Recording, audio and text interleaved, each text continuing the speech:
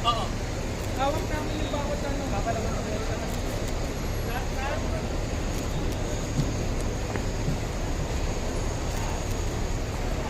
Sir, basta. Biblet na yan. Ano ba to?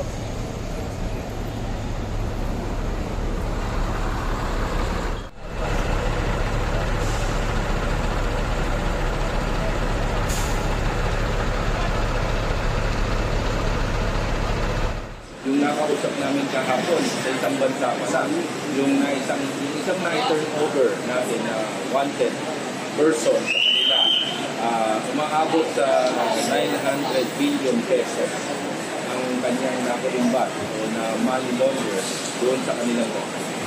Sir, so far po, meron na po bang data po ilang co-workers na na-deport from this year? Ilang ano yung number? Ilang po co-workers na po ang total? Maabot na po na ano, pwede ko natin sabihin na sa kulang-kulang 4,000 na po nakapag. Are you expecting, sir, na makapag-deliver tayo? Meron pa po tayo mga nakaline up na report within siguro next month o mag-report na naman. Around ilan? Siguro another 100. You said 106 yung kanina dapat. Yeah. Ano pong nangyari doon sa anima?